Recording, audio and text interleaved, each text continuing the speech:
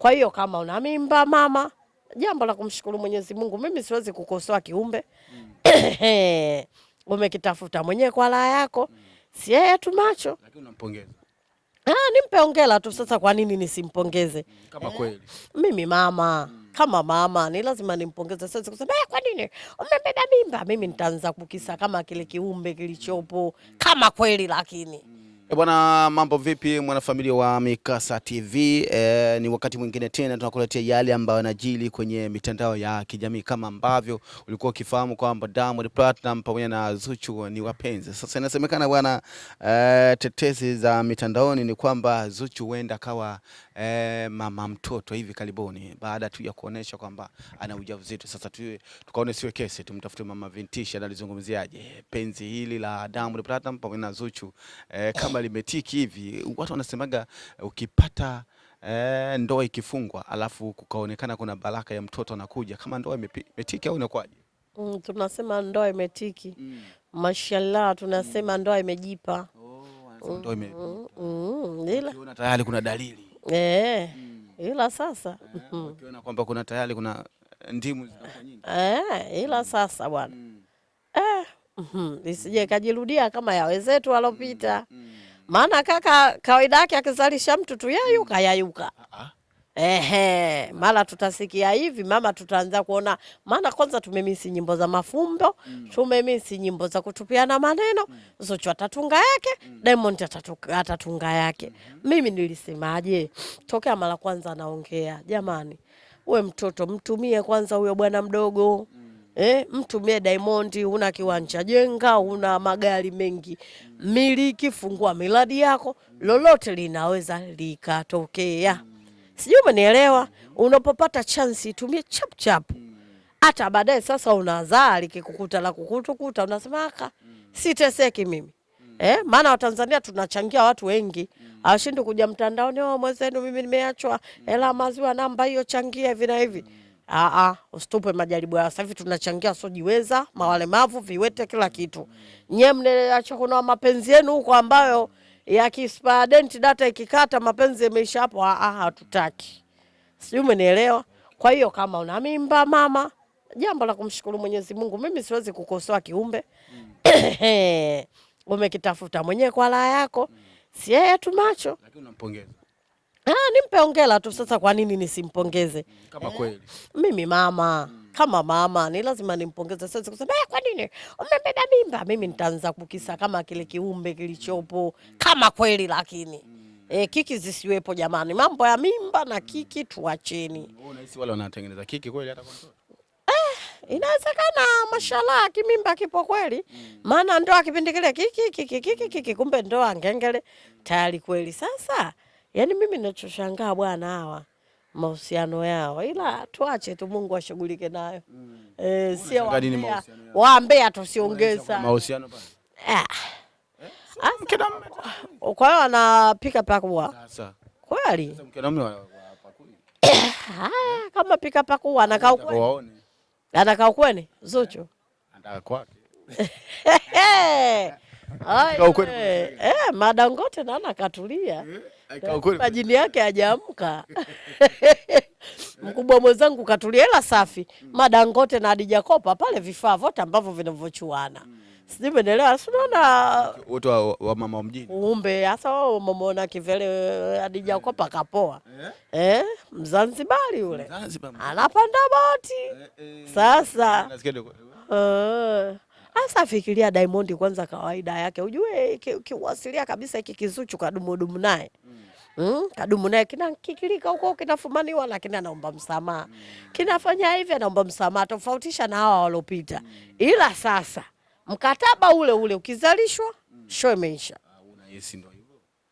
Ndio maana anasema tupo hapa. Umetoka kusema kwamba yule mama nani nao kubwa mama sio tatizo, vina muda vile. Vina muda.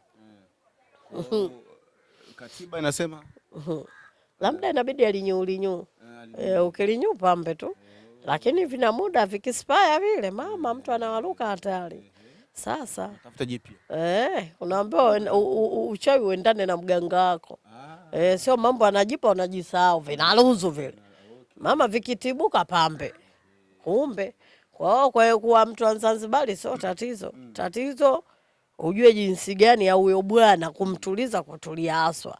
Maana kaka yetu mwenyewe unajua hapo yule anaenda mikoa mbalimbali, nchi mbalimbali. Ila mdogo wangu mganga wako mkali. Si utategemea nchi gani? Katengeneka nchi za watu huko, ila alichojua sukari inapatikana nchini mwake tu. Sijui umeelewa. Nyumbani ni nyumbani. Hao kaka zetu ambao wakipata hela wanavurugwa, sijui naenda kuoa wapi, naenda kuoa wapi, wanajisumbua. Kwanza sisi wa Tanzania Mungu katujalia shepu, katujalia sura, mvuto mashallah, na sukari Mwenyezi Mungu akatupa nge.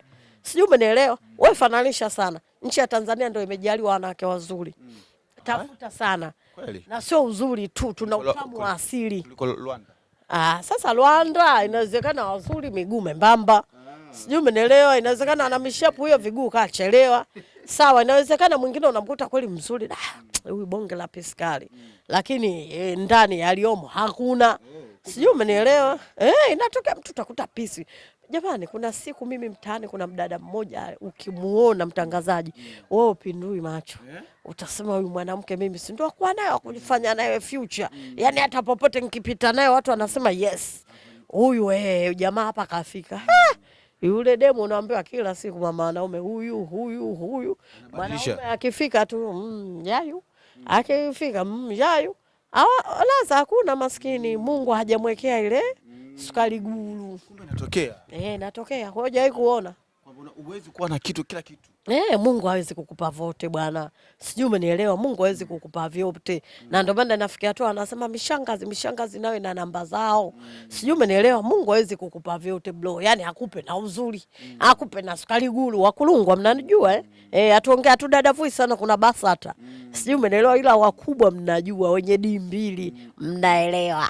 Umeenda na D2. Mnaelewa sasa wewe Mungu akupe shepu, hakupe na sura na sukari akupe. Sio wengine ambao shepu hatuna.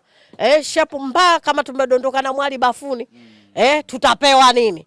Kwa sisi sasa ambao Mungu ile dongo kafinyanga huku nyuma tena shepu kaona wewe ngoja nikupalaza. Pumzi. Kaishi.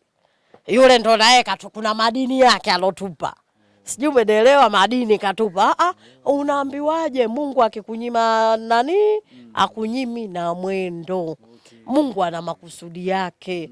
Mungu fundi hawezi kukupa kila kitu peke yako bwana. Sijui umenielewa, lakini sisi ambao tena ukienda nyonyo. Sijui umenielewa, ukienda mama ukitembea kama unadondoka. Mungu nasiye katupa kalama zetu.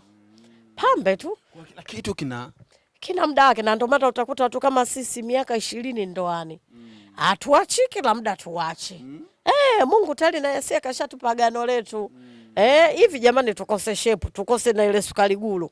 Tungeishi vipi? Na ndio maana sasa asilimia kubwa kitambaa cheupe watu waliojaliwa. Wao jishangae. Ndio hapo kule. Ndio yani kwanza chunguza sana. Maji hapo atasema Mavintishi kaongea. Vitambaa chopo ukienda unasema huyu mtoto haendi chooni. Wanahangaika maskini ya Mungu. Sijui umenielewa, lakini sisi mishepu bapa unaambia tuelewi. Ndoa zenu. Kiuno shepu hapo. Tupo na ndoa zetu. Umetulia. Utashangaa yule kampenda nini wewe? Unajua mume wangu alichonipendea? Halo. Kuna siri? Kuna siri unaambiwa. Nasema kwamba wasichana wazuri ni nadra sana kuolewa. Sasa wewe chunguza sana. Tanzania yetu wale wasichana ambao wenye shepu nini. Wanaolewaga wale. Sio wife material wale. Sio umenielewa? Wengine wanasema wanalingia uzuri. Sio kweli. Kwani wao walifikiri wanavyohangaika mama saizi wamelala usiku kitambaa chope ile kupenda. La bwana. Sikufichi kakangu, la bwana, uwe na mweza wako, upike kidagaa chako ule. Una stress. Mzee katoka kakuachia kikodi cha meza hata shilingi 3,000 4,000 ina la yake. Lakini wewe tena unajiseti hujui unakutana naye huko kama ibilisi shetani, kama unakutana na pepo gani? Maana ile una riziki nafsi yako. Sijui umenielewa, hujui, lakini ile chwa mchana mama hapa na vimlenda vako umelala. Sio shida zetu. Saluti sana kwa watu ambao tulopigwa tulopigwa hapa wenye ndoa zetu kwanza lazima tujiamini. Na mshangazi mshangazi vile vile mishangazi yote na sukari guru. Nasikia kuna heshima fulani hivi ukiitwa mama mke wa mtu tofauti na kuitwa mke wa mtu. Kuna sana, yani sikufichi hata kwenye familia yako. Mimi leo hii kuna tatizo kwenye familia yangu, lakini naenda na mume wangu kunaleta heshima. Umeelewa? Lakini mimi tu imagine na dangadanga huko, hata nikifika kafika yule malaya tayari kafika hivi, kumbe watu ndugu hawakuthamini. Sio, umenielewa? Na ndio maana ukiolewa mtaani una heshima yako, sio kwa ndugu tu, hata kwa jamii inayotuzunguka. Mimi leo mavintishi nisipate mfadhili hapa nizulule utasikia maskini ya Mungu lilishangazi lile sijui wapi, kwanza nitalia. Sijui, umenielewa? Kwa hiyo kunakuwa na heshima, unakuwa na stara, wewe ni wa mtu tayari. Kwa hiyo big up sana kwa Mama Mijengo popote mlipo, nyinyi wa thamani, nyinyi ni wa heshima. Mungu ametupa sukari guru mwilini mwetu, vitoto vya 2000 tusichanganyikiwe na kula vizuri ule vizuri. Pambe tu kula vizuri au majali wa Mwenyezi Mungu. Sijui, umenielewa? Hiyo kula vizuri majali wa Mwenyezi Mungu. Alokuweka ndani unaangalia na kipato chake. Umekula mlenda siku, umekula dagaa siku, umekula nyama. Mungu anawabariki kwanza. Kwanza sikufichi, hata Mungu analeta riziki yake, ananyosha mkono kwenye hiyo familia. Sijui mwenyewe umejistiri. Baba kaenda kazini kuchakalika, kakukuta upo nyumbani, mama anampikia hata vigali na tembele. Nyama mambo, yani nyama mimi nasema mbwembwe tu. Shibe ni moja ile nyama mbwe tu. Sasa ni kile kile. Sijui, umenielewa? Ndio maana unaambia lolala kwenye godoro, lolala chini, wote ni wale, maana ni usingizi ni mmoja tu. Kwa kila mtu atamheshimu baba mjengo wake. Sijui, umenielewa? Amekupa hela dagaa ndo majaliwa yako, amekupa hela mlenda ni majaliwa yako. Kwanza ni mtu wa thamani, kwanza amekumpoint ni mtu wa thamani. Yani mtu anapokuchukua, anapokuweka ndani, kaona wazuri wangapi. Ina maana wewe ni mtu wa thamani na una sukari guru kwenye mwili wako. Ndio maana unasikia yani yule kaka jamani mzuri hatari. Lakini huyo mme wake sijui, huyo mke wake sijui kafuata nini. Dada makalio hana, kama kadondoka choni wanatupondaga hatari.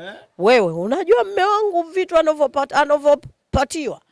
Nyinyi mtabaki kuwa watoto wa 2000 ya mwezi mkafanana na watu wa 88 huko. Sijui, umenielewa? Sasa tuna madini yetu.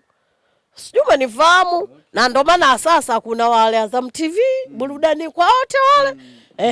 Wewe unakuwa wazalula. Yani anapohitaji nikimsikiliza baba hivi na hivi ananisikiliza, wewe utabakia kuwa spare tile tu. Na tatizo likitokea na tatizo likitokea Eda na kama mwenyewe au kai wewe mchepuko. Yani bora wajue. Kumbe na kukaa Eda naye vizuri. Pambe tu. Anasema jamani natamani mimi hata nikae Eda tu. Unapokuwa na mume wako, Mungu atuombei mabaya au mazuri, lolote linatokea. Sisi binadamu tunazimika kama mshumaa. Ngengele umeondoka, unastiliwa wewe. Sijui, umenielewa? Unamlilia yule mweza, mchepuko atakulilia. Mama majukumu yote mahakamani, mama kama mambo ya mirasi nini unashika wewe. Lakini nyinyi mnabakia tu kuburudishwa. Ndio maana unapompata mume wa mtu kama una akili timamu, mwambie kwanza kufanyiwe maisha. Hivi wanapenda kuwa kama vile kwamba hawapendi kuwa kwenye ndoa. Kuna wengine wanasema mimi napenda hivi niwe mwenyewe. Hamna mtu anayependa tabu. Hamna mtu anayependa tabu. Sasa ile ni tabu ile. Sijui umeelewa? Sana tabu sana unapokuwa na ndoa yako bwana, asikwambie mtu. Sijui umeelewa? Kuna heshima, lakini lile gari moja, yani mume wa mtu sasa na gari la serikali, utaliendesha litarudi. Litarudi kupaki. Sana. Lakini unapokuwa na gari lako unapoamua uendeshe usiku, ukisema uliendeshe saa 11 alfajiri, kile kibaridi kile kiwinter, gari yako naiendesha D2, mnanielewa? Sijui umenielewa? Lakini hilo gari lako azima yani wewe unapolihitaji gari limetoka sasa, alafu sasa lile ukilihitaji limetoka muda huo, lipo kwa mwenyewe. Sijui umenielewa? Mpaka wao vizie mwenyewe atoke we kula chuma hicho. Hapo ndio ilikuwa sawa.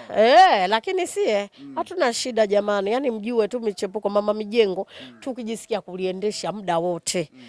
Baba naomba funguo hiyo.